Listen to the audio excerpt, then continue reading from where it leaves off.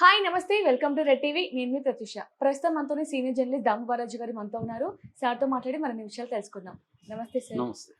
Sir పాకిస్తాన్లో సైనిక తిరుగుబాటు రాబోతుందని వింటున్నాం ఇందులో ముఖ్యంగా ఇంకొక ట్విస్ట్ ఏంటంటే అమెరికా అధ్యక్షుడు డొనాల్డ్ ట్రంప్ గారే ఇందులో ఉండి నడిపిస్తున్నాడని కూడా చాలా ఆరోపణలు వింటున్నాం మరి ఇది ఎంతవరకు సాధ్యం అంటారు అంటే ఒకవేళ జరిగే ఛాన్సెస్ ఏమైనా ఉందంటారా నిన్న మొన్న ఒక పాకిస్తాన్ నావల్ అకాడమీ కరాచీలో సమావేశం జరిగింది. దాంట్లో పాకిస్తాన్ ఆర్మీ చీఫ్ మార్షల్ అంటారు, మార్షల్ అసీం మునీర్ మళ్ళీ ఇండియా మీద తీవ్ర ఆరోపణలు చేశాడు.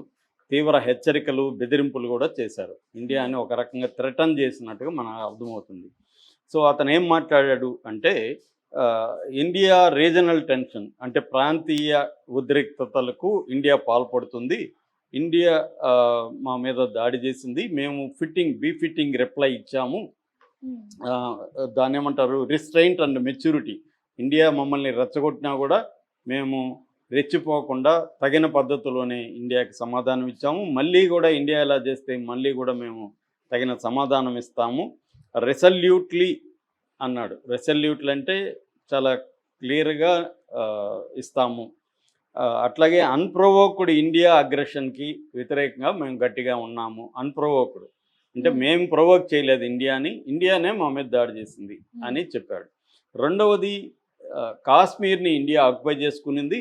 ఇండియా ఆక్యుపై చేసుకున్న కాశ్మీర్ని విముక్తి చేయడం కోసం అక్కడ మన సోదరులు పోరాడుతున్నారు. వీళ్ళ సోదరులు ఎవరంటే టెర్రరిస్టులు అన్నమాట. పాకిస్తాన్ టెర్రరిస్టులు అక్కడ పోరాడుతున్నాడని ఈయన ఏమో మాట్లాడుతున్నాడంటే, వాళ్ళు దేశభక్తులుగా వాళ్ళు వీరులుగా చెప్పుకుంటున్నాడు. వాళ్ళకి మన పొలిటికల్గా, డిప్లొమాటిక్గా, మోరల్గా అన్ని సపోర్ట్ చేస్తాము అని చెప్తున్నాడు. సో ఇది ఇంత ధైర్యంగా ఎందుకు అసీం మునీర్ మళ్ళీ మాట్లాడుతున్నాడు? నిజానికి మనం ఇండియా దెబ్బకి పాకిస్తానే తోకముడిచిందని ఇండియాలో అందరూ చెప్తారు. పాకిస్తాన్లో కూడా ఒప్పుకుంటున్నారు చాలామంది. పార్లమెంట్లో కూడా మనం మాట్లాడిన వాళ్ళల్లో చాలామంది ఇండియా వల్ల మాకు నష్టం జరిగింది, వాళ్ళ 11 ఎయిర్ బేస్ల మీద మనం అటాక్ చేసాము, తర్వాత వాళ్ళ ఫ్లైట్లను కొన్ని కూల్చాము, మన ఫ్లైట్లు కూడా 1-2 నష్టాలు జరిగినట్టుగా మన వాళ్ళు కూడా ఒప్పుకున్నారు. యుద్ధం అంటే రెండు వైపులా జరుగుతాయి, ఒకవైపే జరగదని కాదు, ఎక్కువ తక్కువలు ఉండొచ్చు. మన ఇజ్రాయెల్లో కూడా, ఇరాన్లో ఎక్కువ జరిగి ఉండొచ్చు నష్టం, కానీ ఇజ్రాయెల్లో కూడా బాగా జరిగింది. ఎందుకంటే ఇవాళ అన్ని దేశాలకి వెపన్స్ అనేవి ఉన్నాయి పెద్ద ఎత్తున, తక్కువ ఎక్కువలు ఉండొచ్చు అంతేగాని పాకిస్తాన్ దగ్గర కూడా అణుబాంబు ఉంది. మన దగ్గర 170 న్యూక్లియర్ వార్ హెడ్స్ ఉంటే 172 మన దగ్గర ఉంటే వాళ్ళ దగ్గర 170 అంటున్నారు. కొంతమంది ఇంకా ఎక్కువ ఉంటాయి అంటున్నారు. ఎందుకంటే కరెక్ట్గా ఎన్ని వార్ హెడ్స్ ఉన్నాయో లెక్క చెప్పకపోవచ్చు, చెప్పేది ఒకటి సీక్రెట్గా కూడా కొన్ని ఉంటాయి. అట్లాగే వాళ్ళకి చైనా సహాయం ఉంది, తర్వాత టర్కీ హెల్ప్ ఉంది, అజర్బైజాన్ ఓపెన్గానే సపోర్ట్ చేస్తుంది, ట్రంప్ హెల్ప్ చేస్తున్నాడు. సో ఈ నేపథ్యంలో ఒక చర్చ మొదలైంది. ఎందుకు ఇంత ధైర్యంగా అసీం మునీర్ మళ్ళీ ప్రకటించాడు? అంతకుముందు కూడా మనం చూస్తే ఏప్రిల్ 16న అసీం మునీర్ ఎలాగ మాట్లాడాడు? మన జోగులర్ వెయిన్ అన్నాడు కాశ్మీర్ని. జోగులర్ వెయిన్ అంటే ఒక జీవనాడి అనుకోవచ్చు, ఇంపార్టెంట్ ఇది. సో కాశ్మీర్ మాది అన్నట్టుగా ఆయన మాట్లాడారు. అట్లాగే ముస్లింలకి హిందువులకి అసలు ఎప్పుడు కూడా కలవరు, వాళ్ళు క్లియర్గా వాళ్ళ మధ్య కలయిక అనేది జరగదు, ఇద్దరు సపరేట్ అనేది థియరీ కూడా 2 నేషన్ థియరీ అంటారు. 2 నేషన్ థియరీ కూడా ఆయన మాట్లాడాడు. సో ఆయన మాట్లాడిన ఒక 6 రోజులకి ఏప్రిల్ 22న పహల్గామ్లో అటాక్ జరిగి 26 మంది సివిలియన్స్ని వాళ్ళు చంపేశారు. ఒక ముస్లిం ఉన్నారు, మిగతా 25 మంది హిందూసే. అందులో 24 మంది ఇండియా, ఒక నేపాలీ. సో అంటే క్లియర్గా నాన్ ముస్లింని అంటే హిందువుల్ని ఏరి చంపారనమాట. కావాలనే హిందూ ముస్లిం గొడవ పెట్టాలన్న ప్లాన్ కూడా కనబడుతుంది. సో దానికి వ్యతిరేకంగా మనం ఆపరేషన్ సింధూర్ చేసాం, దానికి వ్యతిరేకంగా వాళ్ళు అటాక్ చేశారు, ఇవి జరిగాయి.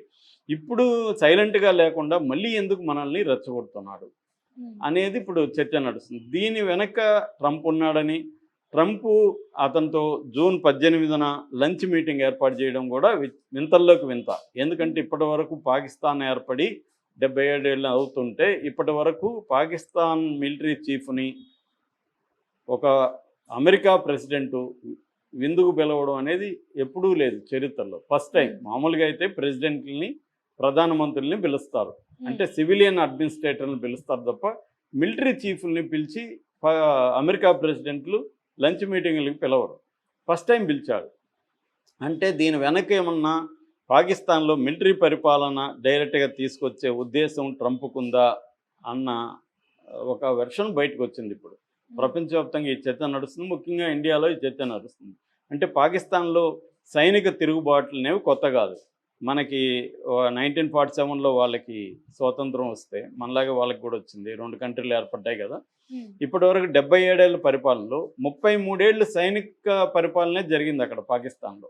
సివిల్ పరిపాలన జరగలే 33 ఏళ్ళు. అంటే 1957లో అయూబ్ ఖాన్ ఫస్ట్ పాకిస్తాన్లో మిలిటరీ పరిపాలన తీసుకొచ్చాడు. సివిల్ అడ్మినిస్ట్రేషన్ కూలగొట్టి మిలిటరీ అధికారి జనరల్ వచ్చాడు. ఆయన 69 వరకు పరిపాలించాడు, 58 నుంచి 69. తర్వాత 1971లో యాహ్యా ఖాన్, జనరల్ యాహ్యా ఖాన్, ఆయన పరిపాలన జరిగింది.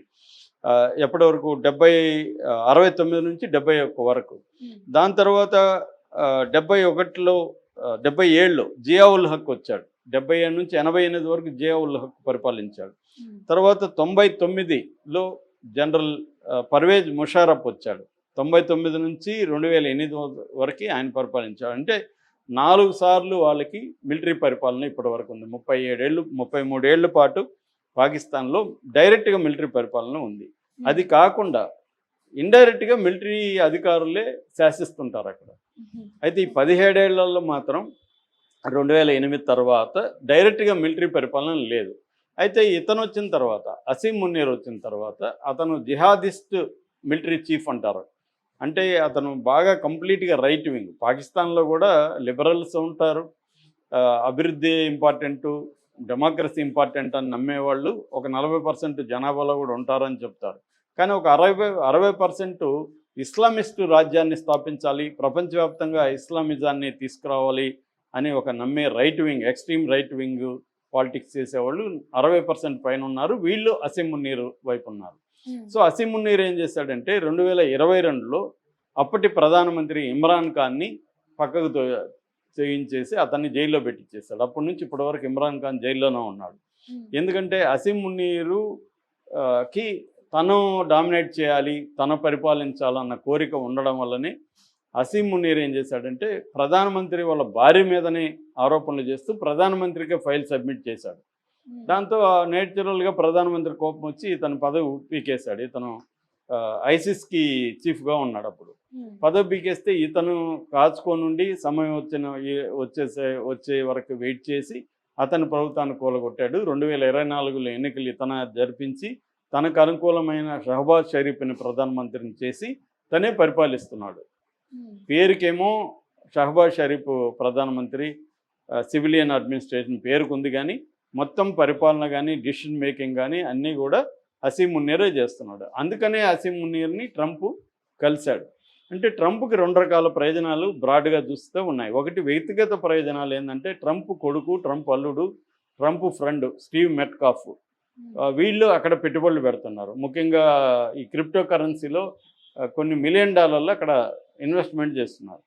రెండవది స్ట్రాటజిక్ ప్రయోజనాలు ఏంటంటే పాకిస్తాన్లో ప్రధానంగా చైనా పెద్ద ఎత్తున పెట్టుబడులు, దాదాపు $70 బిలియన్ పెట్టుబడి పెట్టి సిపెక్ అంటారు, China Pakistan economic zone, economic corridor నడుపుతుంది అక్కడ.